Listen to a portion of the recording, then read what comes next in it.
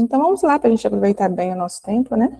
Tentar hoje, eu fiz a apresentação para eu conseguir ser bem concisa dentro do nosso tempo e não nos Ah, não, mas perdermos. da última vez também foi ótimo. Nossa, todo mundo saiu daqui preenchido. Todo mundo falando que foi muito bom. Que bom, eu fico feliz. E dessa vez eu procurei, tinha perguntado antes para a Raíssa, né, que foco a gente poderia dar, e vi na enquete que todos estão no caminho da leitura, né? Alguns partilharam ali o quanto estão se maravilhando, e isso é muito bom. Então hoje eu pensei, fiz algumas anotações, refleti que a gente poderia conversar justamente sobre a proposta do livro. E a proposta de São Luís Maria Grignion ao escrever esse livro, os efeitos disso na nossa alma, os efeitos disso no nosso coração. Então, foi nisso que eu baseei a nossa partilha. E, assim como da última vez, quando alguém quiser fazer alguma pergunta ou algum comentário, vocês podem ou levantar a mão ou a gente deixa tudo para o final. Mas, para vocês não se perderem aí, quem tem medo de esquecer, pode interromper sem problema, tá certo? Bom, a primeira coisa que, quando eu conheci o tratado, quando eu ouvi falar do tratado, que foi com os Arautos do Evangelho, não sei quantos de vocês conhecem, mas eles têm um apostolado muito forte na internet, de preparação para a consagração à Virgem Maria. Todos os anos, se eu não me engano, 2 vezes ao ano, eles fazem uma consagração online. Vocês acham facilmente no YouTube, é só procurar curso de consagração, a Nossa Senhora pelos Arautos do Evangelho. Então, é uma consagração, uma preparação muito zelosa, muito linda, e com certeza parte do meu amor à Virgem Maria vem muito da maneira como o tratado foi apresentado, né? E eu já tinha ouvido falar do livro, mas não tinha me interessado em saber do conteúdo do livro e nem de como foi que São Luís Maria Grignion o escreveu. Então, é sobre isso um pouquinho que a gente vai conversar hoje. E eu não sei aonde vocês estão na leitura, né? Se no começo, no meio, no fim, mas já devem ter percebido que não se trata de um livro apenas de meditação, não se trata de um livro apenas informativo, nem mesmo só formativo, né? Ele é realmente um guia prático de transformação para todos nós que lemos. Não é um livro só para ser lido, só para ser entendido, mas é um livro para ser rezado. Rezado de tal maneira que cada palavra, cada orientação, cada instrução possa realmente ganhar um lugar no nosso coração. É realmente uma escola para a nossa alma, né? A escola, muitas vezes, ela propõe ao aluno o ensino de algo novo, mas também propõe as provas, né? Que é o meio pelo qual vai ser percebido e vai ser examinado o quanto aquele aluno colocou para dentro de si aquele ensino que foi recebido. Então, não é diferente a escola de Maria, através do Tratado da Verdadeira Devoção. À medida que nós vamos conhecendo a verdadeira devoção, devemos ir experimentando o afastamento tanto da falsa devoção, quanto o afastamento de uma vida mundana, né? A proposta do livro é, de fato, nós abrirmos o nosso coração para uma experiência de uma vida semelhante à vida de Jesus, que é uma vida de virtudes, que é uma vida de retidão, que é uma vida de amor. Então, essa é a proposta de São Luís. Não é um livro onde você vai adquirir mais informação sobre a Virgem Maria, mas é um guia prático para transformar a nossa alma, com a finalidade de amarmos mais a Jesus e de sermos perfeitamente de Jesus através dela. E isso já faz muita diferença em relação a outros tantos livros maravilhosos que a gente tem, tanto de outros santos como de outras devoções. Basicamente, a premissa que São Luís defende da capa contra a capa do livro é que a consagração à Virgem Maria, a devoção à Virgem Maria é um método, é o meio de se unir perfeitamente a Jesus, de se assemelhar perfeitamente a Jesus. E quando falo perfeitamente, eu quero resgatar um pouco do que nós falamos no último encontro. Não é um não errar, não pecar, não falhar, mas é um recomeçar constante no desejo de amar a Deus e ao próximo como Ele mesmo nos amou. É um desejo constante de caminhar e crescer na caminhada da caridade, né? Então, a consagração à Virgem Maria é o meio, é o método para a gente atingir essa finalidade, que é Cristo em nós, que é a minha vida ser toda dele e toda para ele, que é a minha vida refletir somente ele, né?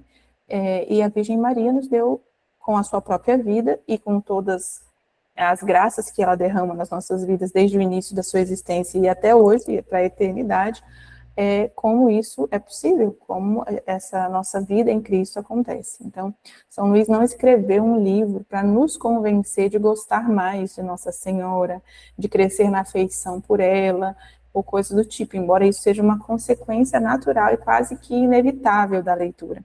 Mas ele escreveu para nos ensinar um caminho de santidade, um caminho seguro, um caminho perfeito, um caminho simples, não fácil, mas simples, livre de complexidade, livre de abstrações, né? Esse é o caminho que ele nos propõe.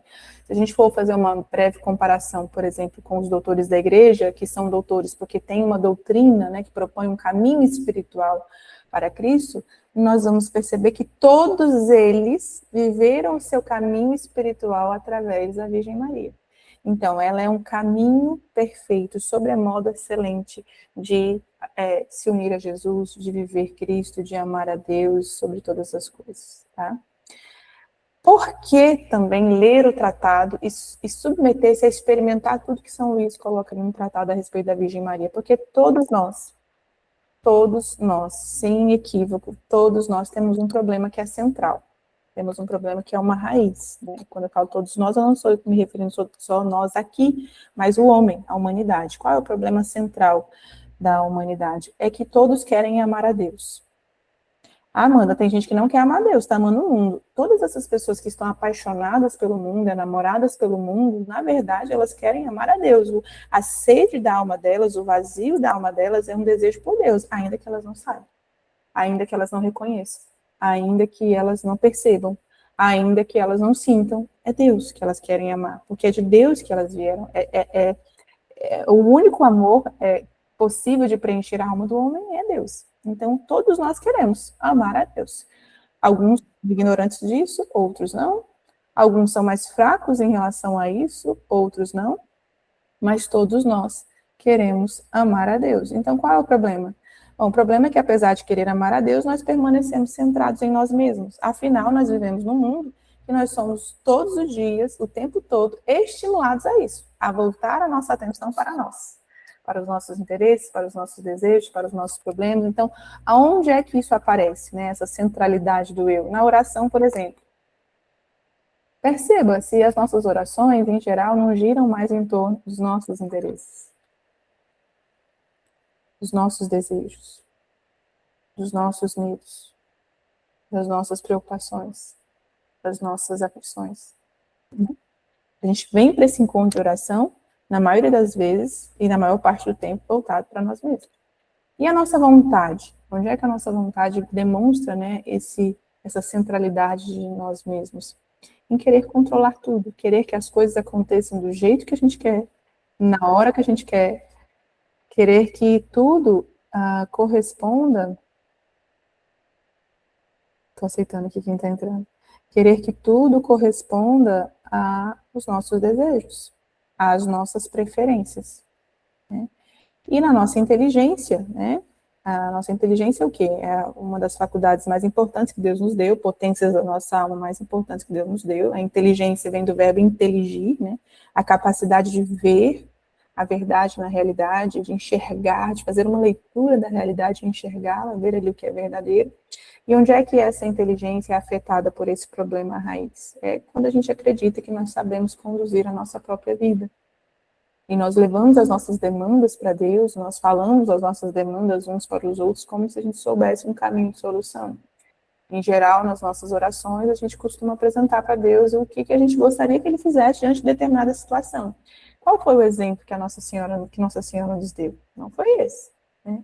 O primeiro milagre de Jesus, a intercessão de Maria, não veio através de uma petição, né? Não veio através de um pedido, não veio através de uma insistência, de uma explicação, de uma dica, de uma solução para Jesus. Ela disse: Senhor, filho, Jesus, o vinho acabou. Ela comunicou uma realidade. Olha a inteligência, né? Ela viu a realidade, acabou o vinho, viu que tudo aquilo, o que aquilo significava para aquele casal, para aquela festa, enfim, o que aquilo poderia significar em Jesus agindo, né? E ela, Senhor, acabou o vinho. E aí ele responde: Senhor, contigo, mulher, né? Não é minha hora. Aí ela não fala mais com Jesus, ela não pede, ela não insiste, ela não explica. Olha, Jesus, deixa eu te explicar. Quando eu vim a cabo, os noivos vão ficando, né, decepcionados, que a festa não acabou ainda, todo mundo vai falar mal, olha, eu vim assim de alegria. Ela não explicou nada. Ela se dirige para os servos e diz: fazei tudo o que ele vos disser. Ou seja, se ele fizer alguma coisa, obedeça. Se ele disser alguma coisa, obedeça. Se ele não disser nada, não façam nada. O que ele fizer é bom. Eu confio no que ele fizer, seja o que for, inclusive nada. Eu confio no que ele disser, seja o que for, inclusive nada. Então, esse lugar é o lugar que Maria quer nos levar. E é isso que, essa é uma das coisas que São Luís Maria Grignion viu. De que a devoção à Virgem Maria é o caminho perfeito de pertencimento a Jesus, da consagração a Jesus, do amor a Jesus, da confiança em Jesus. Onde a gente para de querer conduzir a nossa própria vida e mesmo a vida dos outros, inclusive com boas intenções, né? E a gente passa a confiar nele. Hoje eu estou relendo o livro de Santa Zélia, a biografia dela. Quem não leu, eu recomendo muito, A Mãe de Santa Teresinha. E hoje eu li na verdade, esse livro que eu estou relendo são as de correspondência familiar. São cartas que Santa Zélia mandava para o irmão, para o marido, para as filhas, para a nora, para algumas amigas. E aí, numa das cartas para o irmão dela, ela estava falando sobre o caminho de santidade que ele deveria percorrer, né?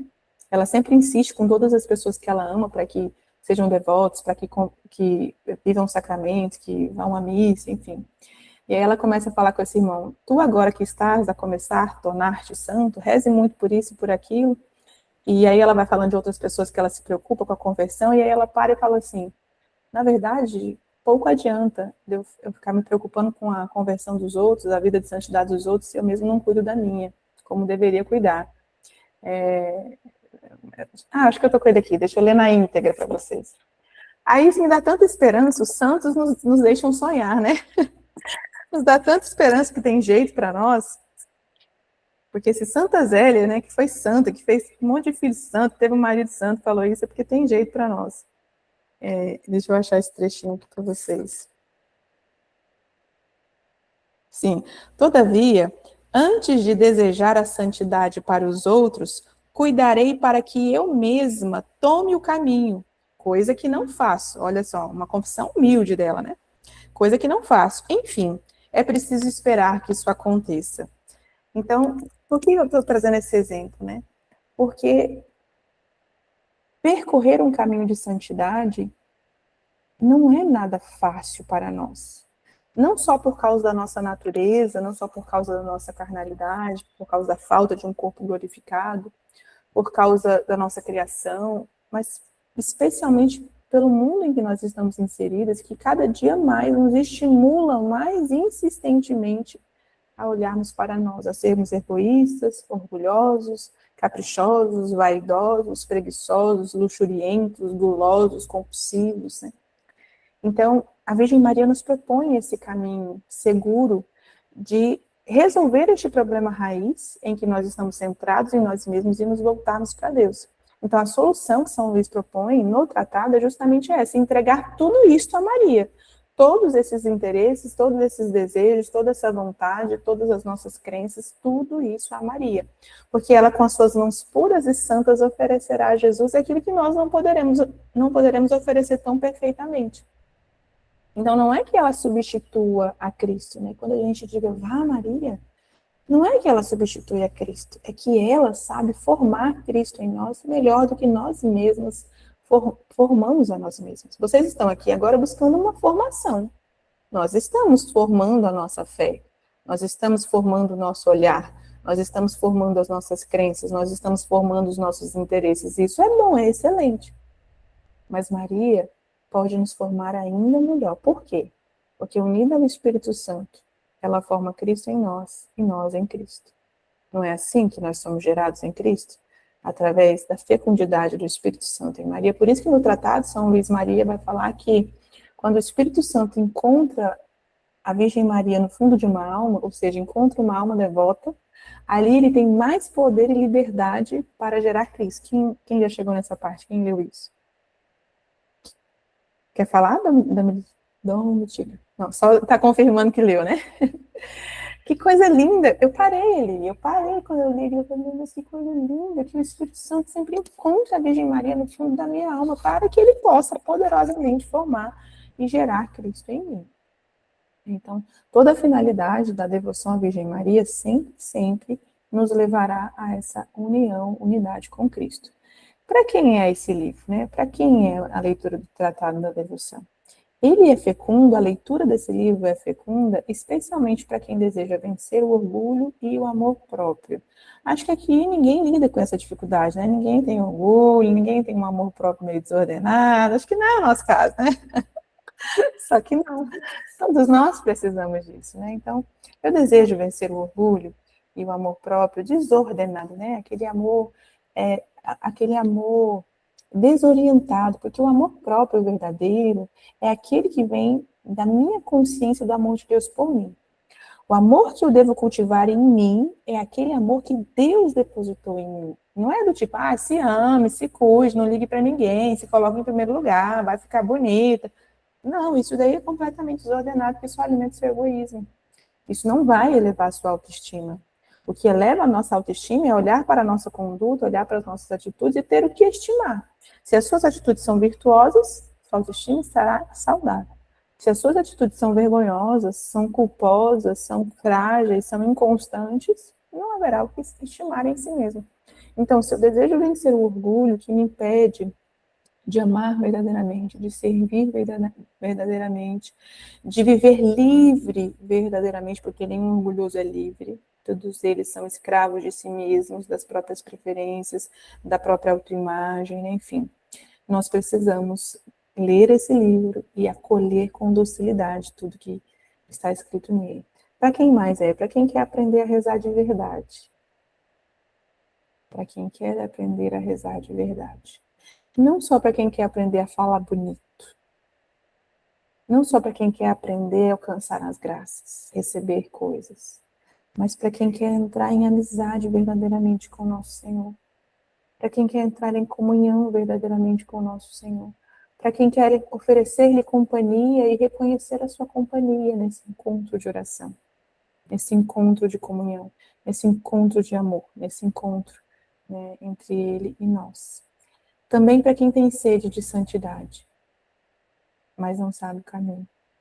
Veja, como assim não sabe o caminho? Eu sei que o caminho, né, é uma vida eucarística, está nos sacramentos da confissão, nas santas missas, comungar, viver virtuosamente, crescer na leitura e no conhecimento da palavra, na aplicação da palavra. Eu conheço o caminho proposto por Santa Teresinha, Pequena Via, eu conheço o caminho de Santa Teresa d'Ávila, eu conheço o caminho de São João da Cruz. Mas veja, nós não vamos trilhar o caminho de ninguém. O Senhor nos chama a trilhar o nosso próprio caminho. O Senhor quer escrever a história de cada um de nós. Ele quer, como lá em Hebreus 11, né, a galeria dos heróis da fé, o que se dizia ali? Pela fé, Abraão fez isso. Pela fé, Moisés fez isso. Falava-se da realização de cada um deles pela resposta individual que cada um deu àquilo que Deus o chamou. Então, pela fé, Raíssa fez isso. Pela fé, eu não estou vendo outros nomes aqui, mas cada um viveu e escreveu isso. Então, nós vamos percorrer um caminho único. Os santos nos inspiram e nós devemos imitá-los. Mas só a Virgem Maria, aquela que mais contemplou Jesus, aquela que mais imitou Jesus, aquela que mais se assemelha a Jesus, pode mostrar para nós que caminho é esse, personalizado, individual, que nós vamos percorrer para sermos santos. Também a leitura é para quem quer unir a vida interior profunda, uma vida contemplativa, uma vida mística, a uma vida prática. Estudar, trabalhar, lavar louça, cuidar de filho, dirigir carro, fazer tudo que a gente faz no dia a dia, né? Então, a Virgem Maria nos ajuda nessa simplicidade do cotidiano. A leitura nos ajuda nessa conexão entre viver a vida interior e a vida prática. E também essa leitura é para quem deseja viver a vontade de Deus e não a sua própria vontade. Deseja unir a sua vontade à vontade de Deus, até que você verdadeiramente possa dizer: Senhor, eu quero o que tu queres, como tu queres, até quando tu quiseres e se quiseres. Né? Isso é fácil. Sozinhos, dificilmente nós conseguimos. Tem mais alguém pedindo para entrar aqui. E com que espírito nós devemos ler o tratado, né? Bom, a gente pode ler o tratado com o espírito de estudante. Quantas de vocês são estudantes universitárias? Tem alguém universitário aí? Pronto. Então, já sabe como é que é, né? O estudante, ele quer o quê? Ele quer terminar logo o livro, ele quer adquirir toda a informação daquilo, ele reza muito para ele conseguir decorar, ou ele toma um suplemento para a memória dele não ficar ruim, para ele passar na prova. Ele procura saber se ele concorda ou não concorda com aquilo, uma série de argumentações, né? E ele acumula um conhecimento, nesse caso, teológico, já que trata-se de um livro espiritual. Não é com esse espírito que São Luís espera que a gente leia o tratado, e desse espírito nós não tiraremos muito frutos. Mas se lermos como discípulos, acho que tem alguém com o áudio ligado. A Aline Gomes está com o áudio ligado. E acho que se você quiser, a gente vai e eu vou ouvir aqui. Se alguém quiser mandar uma mensagem para ela. Então, com que espírito a gente deve ler o tratado, né? Com uma postura interior de quem é um discípulo. Né? Perceber que nós estamos fazendo uma direção espiritual com São Luís. Eu não sei quantos de vocês já têm a experiência, né, de ir para uma direção espiritual, buscar essa orientação de um padre, mas é exatamente o que São Luís Maria propõe para quem está ali lendo o livro. Ele propõe uma direção para a nossa vida espiritual. E por isso que é um livro para ser rezado e para ser meditado, porque como São Luís não está ali nos ouvindo, né, a peculiaridade das nossas vidas, somos nós que precisamos reconhecer as perguntas que precisam ser feitas diante da leitura para que haja uma aplicação nas nossas vidas. Então, durante a leitura, eu vou recebendo essa direção, eu vou me transformando, eu vou discernindo, eu vou me perguntando o que Deus deseja me ensinar aqui. O que eu preciso reconhecer aqui, o que eu preciso aprender aqui. E o fruto disso, o resultado disso é que assim a gente permite que a graça de Deus possa operar na nossa alma através da Virgem Maria. Então, é realmente um caminho de transformação. Por isso, São João Paulo II diz na biografia dele que ele leu inúmeras vezes o tratado, repetidas vezes de capa a capa.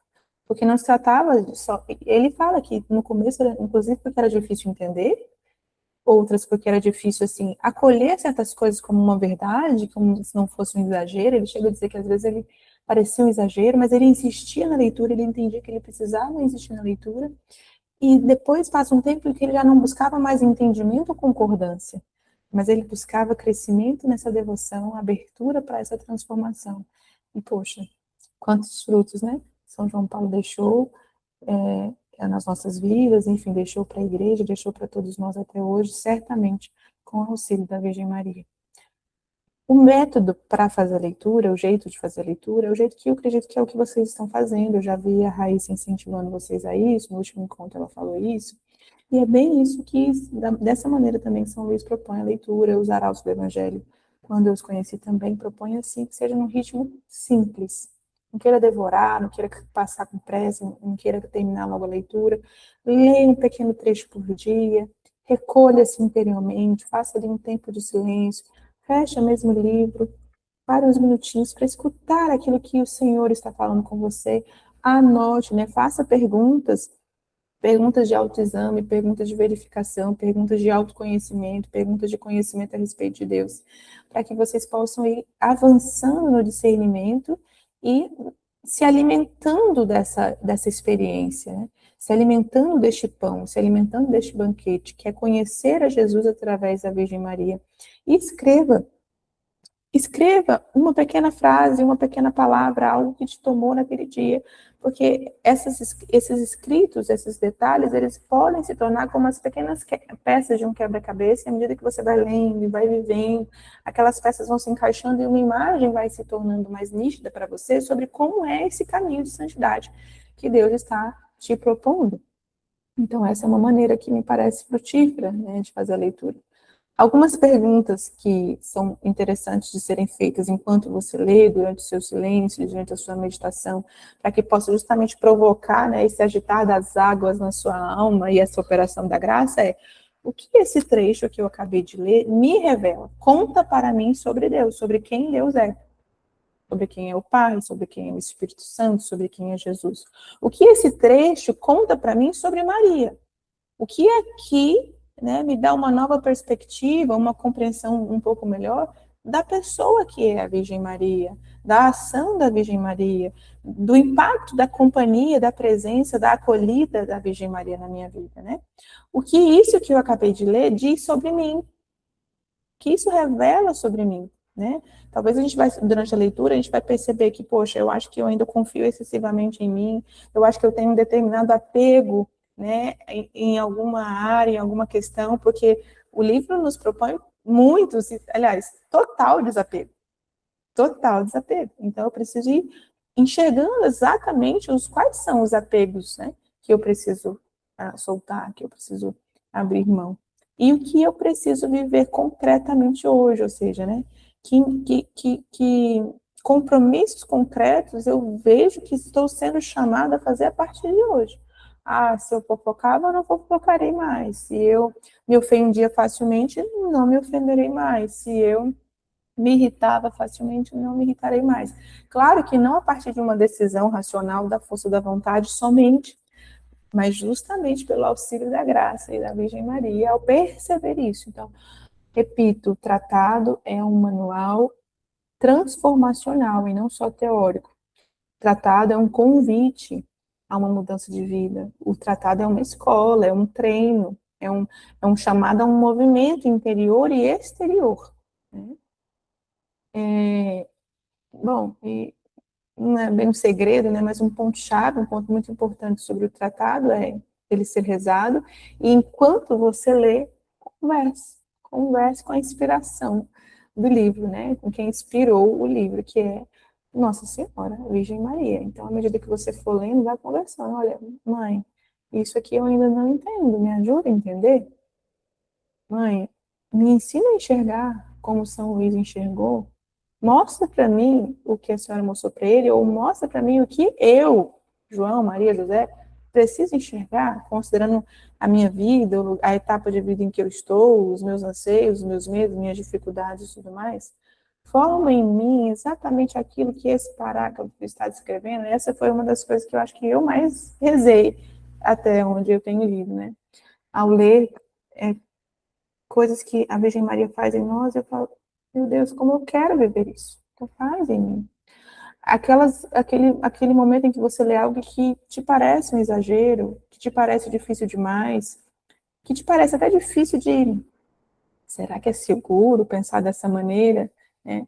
Como alguém citou no encontro passado, a palavra escrava me assusta um pouco, a palavra entrega tudo me assusta um pouco. Então, vá falando disso com ela, vá falando das suas impressões enquanto você lê o livro, porque isso também vai promovendo, vai gerando aí uma experiência real, única, íntima, entre você e Deus, entre você e Nossa Senhora. Sobre os frutos espirituais na alma de quem lê o tratado, o que se espera não é exatamente mais consolações sentimentais ou experiências extraordinárias. Pode acontecer? Pode. Algumas pessoas mais emotivas, mais sensíveis, vão talvez ter um pouco mais disso, outras mais racionais não terão nada, e está tudo bem, porque esse não é o propósito do tratado. Se isso acontecer, é algo que é muito ali pessoal de cada um. Que São Luís realmente entende, deixa claro no tratado, como um fruto do tratado, como um fruto da verdadeira devoção, mais humildade e desapego da própria vida. Então, à medida que você vai lendo e vai se aplicando a praticar o que você lê, perceba que movimentos diferentes você começou a ter com as pessoas, com as suas responsabilidades, com a tua casa, com os objetos que te pertencem, com tuas roupas, com o teu corpo, com as tuas escolhas, com os teus hábitos diários. Se você começar a perceber mais humildade, mais desapego da própria vontade, mais paz interior, mais confiança em Deus, menos necessidade de controlar tudo, e um amor à cruz e alegria em servir, você está colhendo frutos dessa leitura, e isso mostra que você está lendo bem, acolhendo com mansidão, acolhendo com docilidade aquilo que cada texto te propõe. Existe também um risco na leitura do tratado, talvez mais de um, mas eu quero trazer esse daqui, né, que é o risco de você ser um falso devoto mesmo tendo lido. Você pode se encantar com toda a doutrina mariana, falar muito de Nossa Senhora, ouvir músicas de Nossa Senhora, encaminhar orações e, mesmo assim, continuar sendo uma pessoa impaciente, orgulhosa, ansiosa, ressentida, autorreferente, falsa, no sentido de ficar sustentando uma pose, uma imagem que não corresponde à verdade, né? Então, se a leitura não gera virtude, não foi uma boa leitura e você não está vivendo uma verdadeira devoção. Por outro lado, a boa leitura vai gerar uma verdadeira devoção e vai trazer como fruto não apenas amar mais a Maria, mas tornar-se parecido com Jesus nas pequenas coisas, porque esta é a finalidade da consagração à Virgem Maria, da devoção à Virgem Maria, é pertencer mais perfeitamente a Jesus. Então, na prática, a gente se torna uma pessoa mais honesta, um filho, uma filha, um pai, uma mãe mais paciente, um amigo mais humilde, mais caridoso, mais atencioso, mais misericordioso, uma alma menos preocupada consigo mesma. Talvez este seja um dos frutos mais belos e mais importantes para os nossos tempos. Sermos almas menos preocupadas com nós mesmos, em todos os sentidos. Menos preocupada com o que vai acontecer com a minha vida, o que vai acontecer com o meu futuro, o que vão pensar de mim. Menos preocupada consigo mesma, mas unida aos interesses de Jesus. Unida aos interesses de Jesus. Amar os amores de Jesus. Então, o tratado procura responder a essa pergunta. Como uma alma comum, como a nossa, como a de Santa Zélia, e como a de tantos santos, pode tornar-se verdadeiramente santa. Veja, eu acabei de ler que Santa Zélia disse, olha, eu não estou cuidando desse caminho, é difícil, eu estou tentando, é preciso acreditar que vai dar certo, que aconteça. Claro que ela vivia uma vida reta para isso, né? É interessante ver que, numa fase da vida dela, ela mirava nisso e pensava, parece difícil demais. E ela falava disso também da filha Leônia. Quem é hoje, né, Santa Zélia? Santa, canonizada pela Igreja, marido santo, filhas santas, Leônia no processo de canonização. Veja, existe essa possibilidade. E qual é o caminho? Tornar-se pequena nas mãos de Maria. Lembra que nós falamos no último encontro, né? Algumas de vocês partilharam não se achar capaz, não achar que merece, enfim. Esse é o critério ideal, perfeito, para que nós nos consagremos. É reconhecer que não somos capazes, né?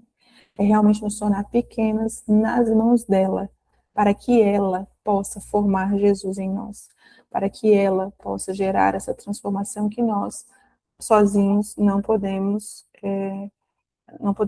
conseguimos realizar.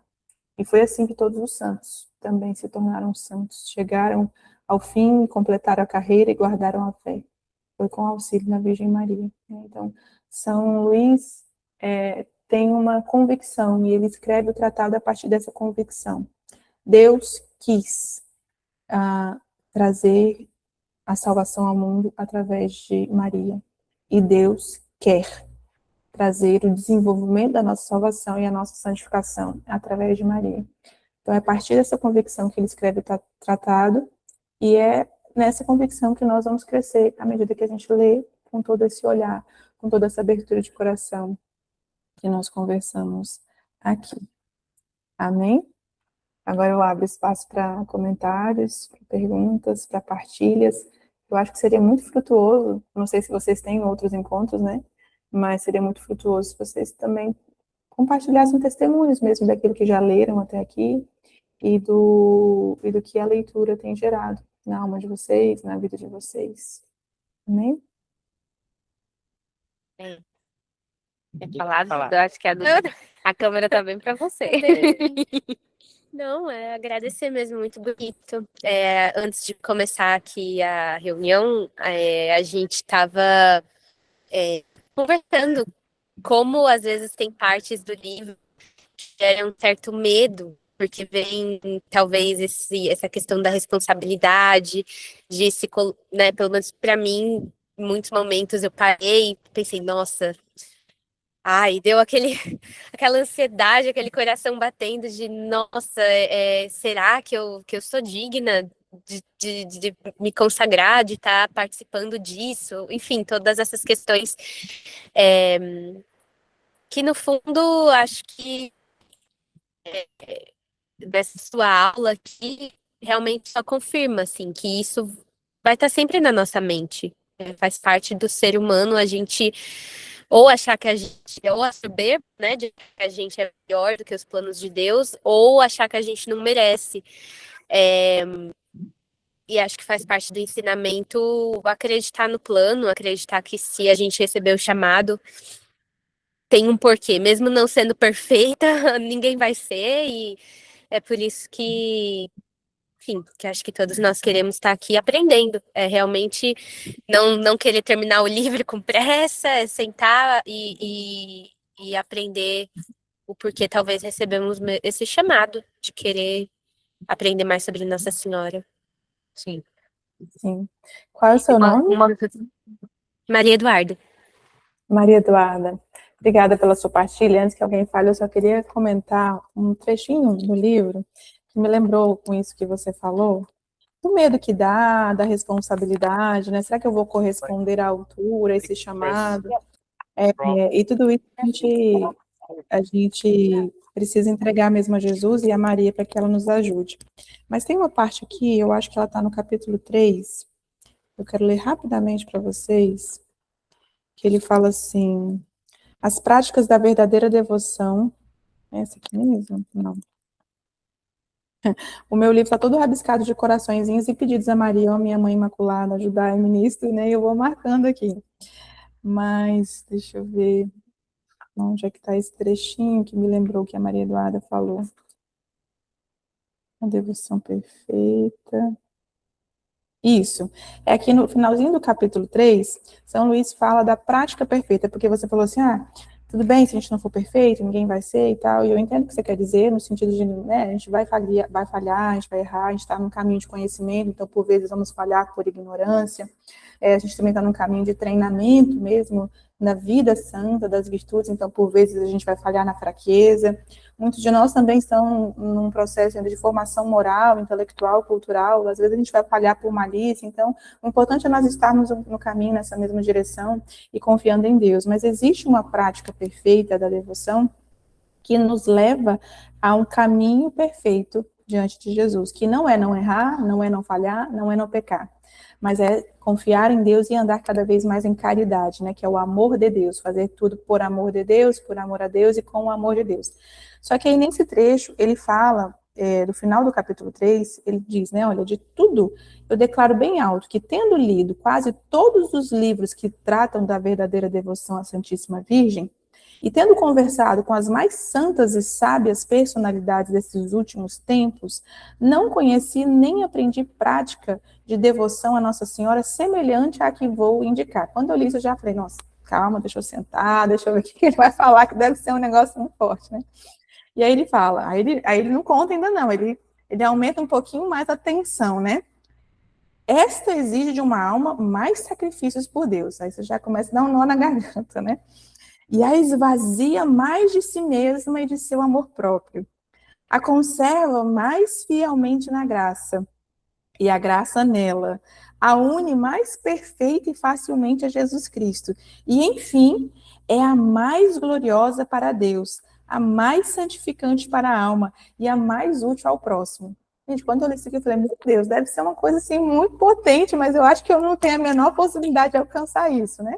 E aí ele vai falando da perfeita devoção à Santíssima Virgem, que é uma consagração a Jesus, né, e que, de fato, consiste, a perfeita devoção consiste dos votos e promessas dos santos de batismo, consiste na inteira consagração à Virgem Maria, consiste na devoção que ele ensina, que é essa devoção de eu não posso nada. A senhora pode tudo e eu confio tudo nas suas mãos. Então, confiar nisso e acolher as contrariedades das nossas falhas com generosidade, com misericórdia, com paciência e com compaixão, é o que nos torna perfeitas dentro dessa proposta de perfeição que Jesus nos fez lá no Sermão da Montanha. Sede perfeitos como o vosso Pai Celestial é perfeito. Então, acho que o ponto-chave aqui, Maria Eduarda, é a gente acolher com humildade, com paciência, com misericórdia as nossas contrariedades, aquilo que nos contraria a nós mesmos, porque nós não queríamos ter agido daquele jeito, não queríamos ter pensado daquele jeito, não queríamos ter reagido daquele jeito, mas estamos num processo. E aí acolher isso como um ato de humildade e de confiança em Deus. Olha, tá vendo aquilo que eu fiz de novo? Me ajuda. Nisto, nós caminharemos cada vez mais perfeitamente nessa devoção. Bem? Mais alguém quer partilhar?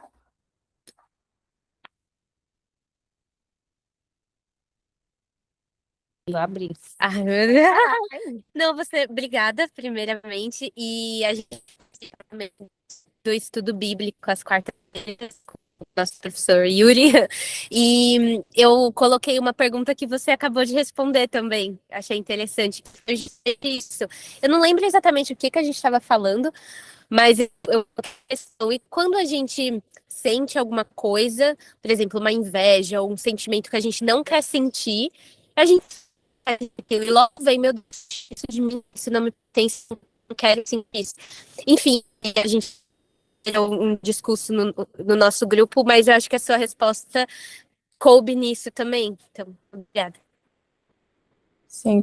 É só para mim que o áudio da Maria está cortando, está falhando, para vocês também ficou também, né? Então, deixa eu só ver se eu compreendi. Vocês estavam numa conversa em que vocês questionavam assim, e quando eu sinto uma inveja, quando eu sinto algo que eu não queria sentir, onde é que isso entra? É mais ou menos essa a pergunta? Uhum. Sim, na verdade,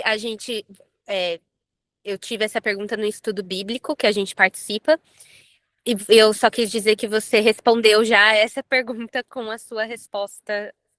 Enfim. Ótimo, ótimo. Mas deixa eu aproveitar isso aqui para dar mais uma esclarecida, porque isso é algo muito importante que a gente tenha clareza, faz parte do conhecimento de nós mesmos, para que a gente conheça também como Deus opera em nós, né? Veja, as nossas reações, elas são movimentos involuntários, tá? Quando a gente sente medo, sente raiva, sente mágoa, sente tristeza, essas reações emocionais diante de alguma coisa que acontece, de alguma coisa que a gente vê, de alguma coisa que alguém fala para nós, de alguma atitude que a gente queria que alguém tivesse tido e não teve.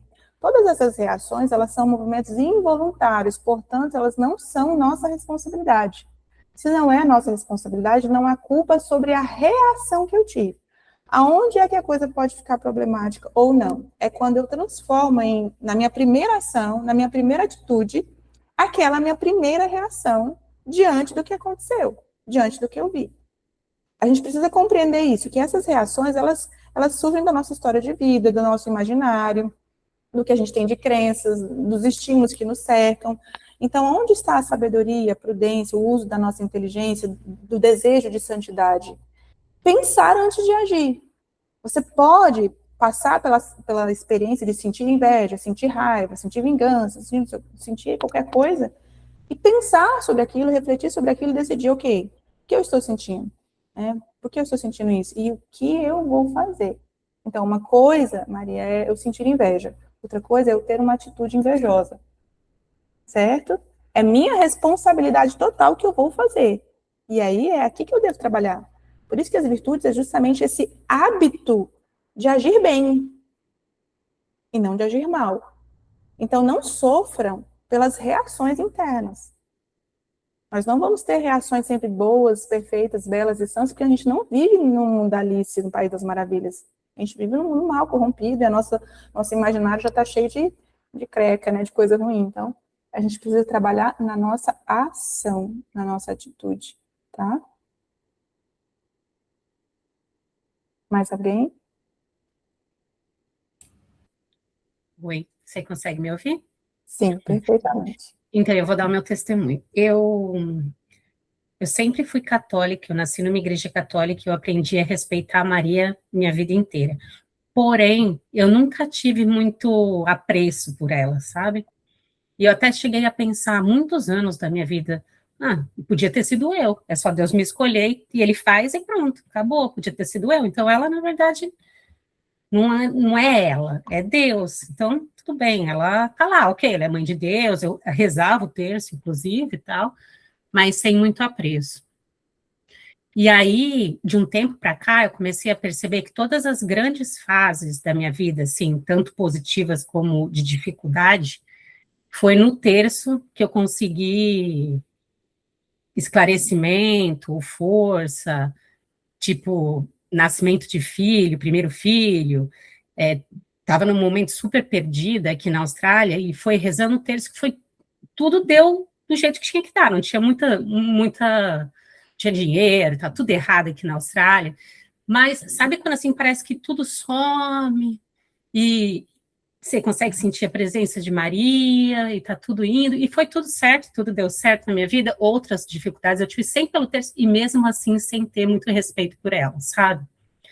Então, como ela foi tão mãe de cuidar de mim quando eu caguei para ela, sabe? E agora, um tempo atrás, eu comecei a ter, pela oração, assim, mais um clique, porque não, nem que eu queira, não fui eu que quis, foi que veio a mim. Sei lá, começa a procurar mais e tal. E aí veio, eu sou de Sunshine Coast, eu não sou nem de Gold Coast. Veio uma mensagem lá no grupo dos brasileiros católicos em Sunshine, desse grupo, e eu entrei. E eu já tinha ouvido falar do livro e tal, já tinha até começado a ler, mas nada assim. E assim, está sendo exemplar. Eu não posso dizer que é uma mudança de chave de 0 para 100. Eu acho que eu vou ser mais na linha do João Paulo II, de, tipo, ler muitas vezes até achar que eu estou pronta. Mas é absurdo a ternura do livro, né? É absurdo que, se você lê com consciência, você consegue ver exatamente isso. Você vê umas passagens e fala, nossa, olha eu aqui, ó, tudo errado. Mas se você lê com consciência, você sente uma vontade de ir mais além. Então, está sendo maravilhoso isso para mim. Não acho que eu vou ser aquela pessoa que vai, como vocês, fazer a consagração esse ano, mas com certeza é o início de uma consagração futura. Que bom, que bom. Eu só te ouvi imaginando, para não dizer sentindo, a ternura, o carinho de Nossa Senhora com você. Porque me parece que agrada tanto a ela, assim, tanto quanto a Jesus, filhos sinceros. Sinceridade, né? Essa palavra vem no grego sincera, sem nenhuma maquiagemzinha, né? Então, essa sinceridade, de alguma maneira, parece atrair mais o coração dela. Eu tô com uma imagem dela que é bem aqui, e é bem esse olhar de ternura que eu imaginei, assim, ela olhando para você, assim, bem com essa ternura, sabe? Olhando para você com um sorrisinho, né? Falando assim, é esse caminho mesmo que eu vou te levar no colo. Não pelo seu esforço, não pelo seu engajamento, não pela sua empolgação, enfim, mas pelo carinho e a ternura dela. E você tocou numa palavra que realmente, eu não tinha pensado nisso, mas acho que é a principal palavra que surge, assim, a principal característica que surge sobre ela, quando a gente lê o tratado, é essa ternura, de fato. Obrigada pelo testemunho. Acho que ouviremos um testemunho dela muito em breve, hein? Se preparem aí. Mais alguém?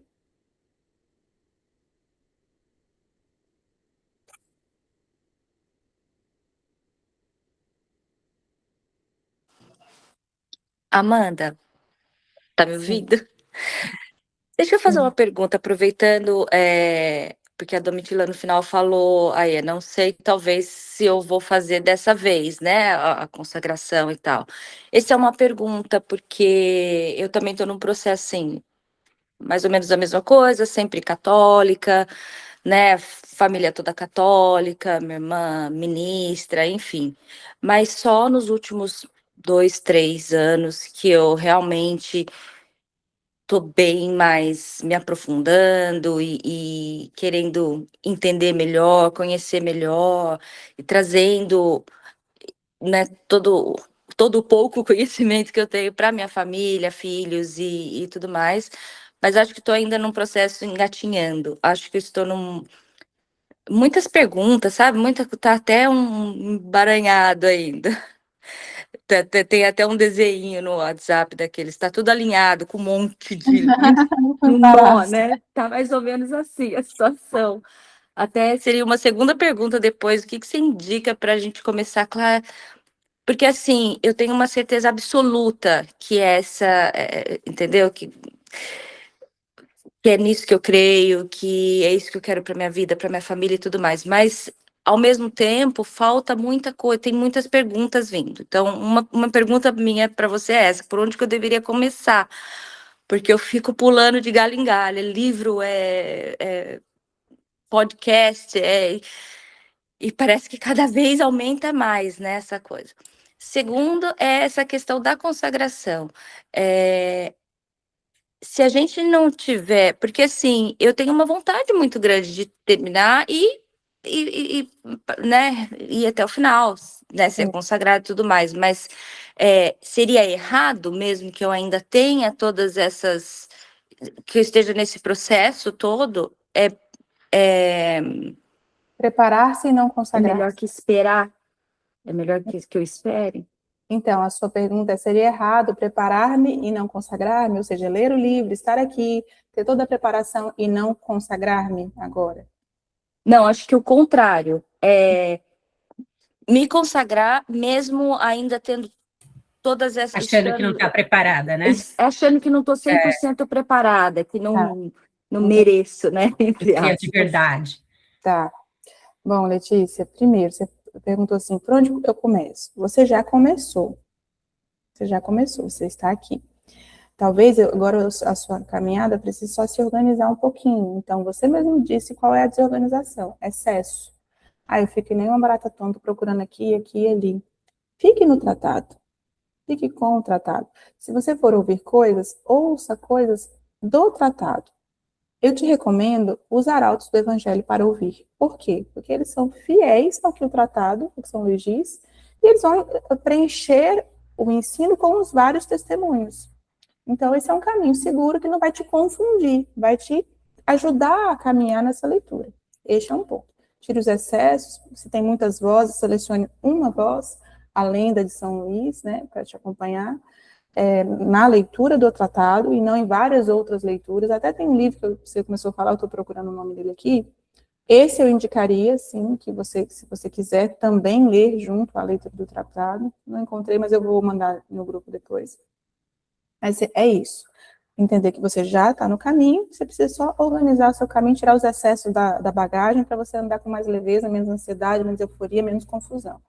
Agora, posso me consagrar mesmo não estando preparada? Veja, preparada não é a questão. Quem de nós está preparado? Não há o que acrescentar, não há o que ajustar, não há o que mudar. Isso não é uma meta para nenhum de nós, não deve ser, tá? Está preparado. A palavra aqui da consagração é disposto. Disposto e disponível. Disposto e disponível.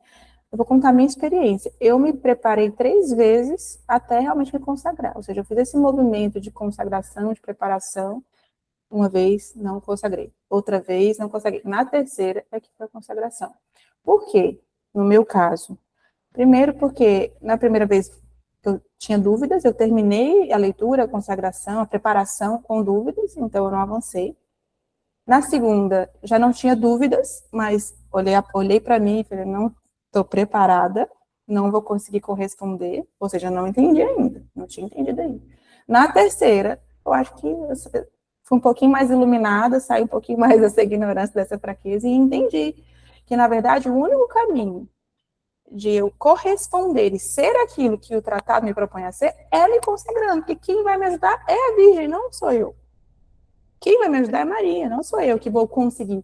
Existe uma grande diferença entre consagrar-se reconhecendo que Maria me ajuda a viver o caminho de santidade em Jesus e eu me consagrar para eu conseguir ser uma consagrada, ser uma devota e ser de Jesus. Se enquanto você estiver pensando que você tem que estar preparado para conseguir, você não vai se consagrar e você vai se frustrar. Vai se frustrar muito. Então, não. A percepção correta, o entendimento correto é: eu vou me consagrar porque eu preciso de Maria para conseguir ser fiel. Lembra do testemunho do evento passado? Ave Maria, Virgo Fidelis. Ave Maria, Virgem Fiel. Essa expressão é um pedido a Maria, a intercessão dela, para que nós alcancemos de Jesus a graça de nós sermos fiéis àquilo que ele confia a nós. Por quê? Porque eu não consigo ser fiel por força própria. Tá? Então, a palavra, troque a palavra preparada pela palavra disposta. E disposta a quê? Disposta a não errar, disposta a ser fiel? Não. Disposta a confiar. Que ela te ajuda e que toda orientação que ela te der, que ela te guiar, que o Espírito Santo te conduzir, tudo aquilo que está proposto no livro, nem estou falando de coisas extras, tudo aquilo que está proposto no livro, você vai abraçar, vai acolher. Não é eu vou conseguir, eu vou acolher, eu vou deixar isso entrar no meu coração e eu vou pedir ajuda. Eu vou seguir buscando essa ajuda a cada queda. Você nem pensa assim, nossa, eu vou buscar ajuda para não cair. Eu vou buscar ajuda para levantar a cada queda. Porque nós vamos cair. Por que os santos se confessavam, gente? Porque eles caíam. Certo? Então, a gente precisa quebrar esse paradigma de que a gente está pronto, está preparado, e que nós temos uma super responsabilidade de sermos totalmente santos e não teremos mais pecados. Não é assim que a santidade funciona, não é assim que é. Né? Por isso a humildade é o fruto mais importante que a gente precisa ver acontecendo na nossa alma. Amém, Letícia? Perfeito, perfeito. Obrigada, Amanda. Mais alguém quer perguntar ou partilhar? Eu queria só comentar. Tá dando para ouvir que tá muito vento aqui? Tá Tá atrapalhando o vento? cortando ao ar. Mas vai falando, se não entender, a gente pergunta. Pede para repetir. Eu só queria, assim, complementar isso que você falou, assim, eu acho que isso é o que eu passei por isso, a gente estava falando, Paulo também passou, eu também, de começar a se consagrar e parar. Então, eu acho que é muito isso do que você falou, assim, eu acho que a gente nunca vai se sentir pronta, assim. Eu acho que é isso que você falou, de não é sobre estar pronto, é sobre estar disposto. Assim como Maria, tipo, ela não questiona o anjo, né? Ela não fala assim, eu sou muito nova, ela só fala, tipo, eis-me aqui, né? Então, acho que a gente acha que a gente imagina o que é estar pronto, mas eu acho que estar pronto é só dizer sim ao que Deus quer. E eu lembro que no meu processo de me consagrar, eu pensei exatamente isso, assim, eu falei, eu acho que eu não tô pronta, eu acho que não acho que isso é para mim, assim. E a minha irmã, Mara, ela falou assim, eu acho que a primeira coisa que você tem que fazer é ser Maria e amar Maria. Então, a minha consagração não era, não era sobre mim, era sobre amar. Se eu estou amando Maria, se eu estou amando Jesus, eu estou pronta. Sobre estar pronta fisicamente, é sobre o amor. Então, eu acho que a partir do momento que a gente faz simplesmente por um amor genuíno, é um sinal de que você está pronto para se consagrar. Porque você não vai se consagrar porque você é perfeito, você vai se consagrar simplesmente porque você ama. E eu lembro que nesses momentos assim que eu ficava me questionando se eu deveria me consagrar ou não, eu tive um sonho com Nossa Senhora. Eu sonhei que ela aparecia para mim e quando eu via ela na minha frente, a primeira coisa que eu perguntava para ela é por que me consagrar? E no sonho ela respondia porque existem lutas que eu quero lutar por você. E eu acordei assim, tipo, entendo que eu não iria entender, que eu não iria me sentir pronta, mas que essa era a vontade, mas que essa era um convite, era isso, tipo assim, eu não tinha que entender, eu tinha que abrir o meu coração e aceitar que esse era o processo. Então, eu acho que durante esse processo de consagração é normal que a gente não se sinta ou queira desistir, mas só de ter esse amor genuíno já é um sim. Amém, amém, Raíssa. É isso mesmo, e eu digo um pouco mais, assim, às vezes, para não dizer sempre, tá? Nós não vamos ter esse amor genuíno, ok? A nossa disposição necessariamente não é em amar genuinamente a Jesus e a Maria. A nossa disposição tem que ser em receber, acolher o amor de Jesus e de Maria. porque nós só teremos como amá-lo como uma resposta do amor dele. Não é isso que as escrituras dizem? Nós só o amamos porque primeiro ele nos amou? Se eu ficar procurando no meu amor a força para essa relação, eu também vou falhar, porque nós temos tantos outros amores também. Mas se eu acolher a força do amor de Cristo e de Maria, que são perfeitos, que não liga se a gente é durona, se a gente é infiel, se a gente é fraca, se a gente é não sei o que, está ali amando, então nós corresponderemos a esse amor.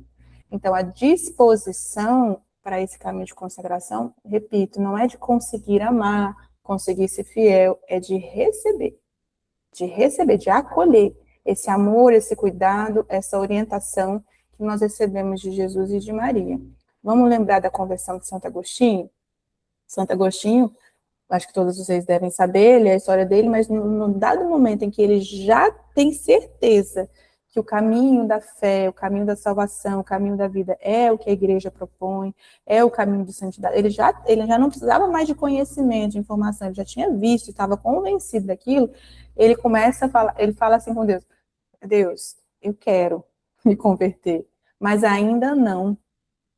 Agora ainda não. O que era aquilo? Eu sei que isso aqui tá certo, mas assim, eu ainda não quero, tá gostoso, eu quero gostar aqui das bebidas, das mulheres, da não sei o quê. Então, assim, eu já sei que esse é o caminho, mas espera um pouquinho, quando eu estiver velho, gasto, aí eu vou te corresponder. Então, veja, o nosso caminho de santidade está na nossa correspondência. Está no querer, muito mais do que no saber. Muito mais do que não dá conta, muito mais do que não está preparado. Quem está preparado para casar? Quem está preparado para ser uma esposa virtuosa? Quem está preparado para ser mãe? Gente, não tem, não existe essa ideia de preparação que né, a gente criou na cabeça. Existe uma disponibilidade de preparar-se, equipar-se interiormente para cada experiência da vida. Uma mãe que se prepara para a maternidade, ela vai lidar muito melhor que uma mãe que não se dedicou em nada. Mas não quer dizer que ela está pronta, apta, que não vai errar, que vai saber tudo. A mesma coisa é na vida espiritual, né? Então, querer ser toda de Cristo, querer ser toda de Cristo através de Maria, é a disposição que deve estar no nosso coração para consagrar-se. Amém? Mais alguém? Acho que não, né? Então, vou deixar que a Raíssa conclua. Da minha parte, eu quero agradecer mais uma vez a Deus pela oportunidade de me reunir a vocês, de conhecer vocês, de testemunhar desse caminho que vocês estão trilhando. Só Deus e a Virgem Maria sabem, tanto que é uma alegria imensa poder ser aqui uma serva inútil dela, de estar partilhando alguma coisa a respeito dela e poder ver também com alegria, né, aquilo que vocês estão experimentando disso. É uma alegria muito grande mesmo, assim, saber que há corações voltados para ela e que há graças que esses corações receberão que a gente nem imagina. Então é uma grande graça mesmo e fico muito feliz de estar vivendo isso aí com vocês, mesmo que tão distante e tão pouquinho. É uma alegria muito grande. Imagina, muito obrigada, Amanda. Nossa, hoje foi maravilhoso, assim, essa explicação que você deu sobre como ler o livro, sobre como parar e refletir, né, do tipo assim, o que Deus quer falar comigo através desse parágrafo, isso faz toda a diferença na leitura. Muito obrigada. Amém. Então, até a próxima. Eu mando para você, Raíssa, provavelmente amanhã ou depois da gravação, porque quando eu termino, ele demora algumas horas, depois ele vem para o meu e-mail e aí eu encaminho para vocês, tá bom? E mandarei também o PDF dessa apresentação que nos conduziu na meditação de hoje, tá? Muito E obrigada. se, por favor, muito você obrigada, puder muito bom. mandar, se você puder, por favor, mandar o livro que você falou para a Letícia. Mandarei agora E aí mesmo. a Vou gente vai ter localizar. mais um encontro, né? É mais um encontro? Temos mais um encontro. Porque a gente vai fazer a ação final, né? Vai ter em Brisbane no dia 11 de outubro, que vai ser a missa que vai ser celebrada de Nossa Senhora. E aí eu conversei com o Padre Francisco, e aí a gente vai fazer a consagração nesse dia, lá em Brisbane. Então, até para quem é de Sunshine, fica no meio do caminho, não precisa vir até Gold. Então é isso, a gente vai fazer a consagração nesse dia. Daí eu vou mandar novamente a questão de calendários, né? Tipo assim, porque tem que ser 33 dias antes, né, para começar a leitura. Então, eu vou mandar novamente como que funcionaria, tipo, até quando seria o ideal terminar a leitura do tratado para começar os 33 dias de preparação até o dia da consagração, que vai ser dia 11 de outubro. Certo, já mandei aí o livro da indicação que era para o e para quem mais quiser, tá? Esse livro é maravilhoso. Obrigada, Amanda. Obrigada. Então, um beijo, meninas. Tchau para vocês, bom dia e até a próxima. Beijo, tchau, Tchau, tchau. obrigada. Obrigada.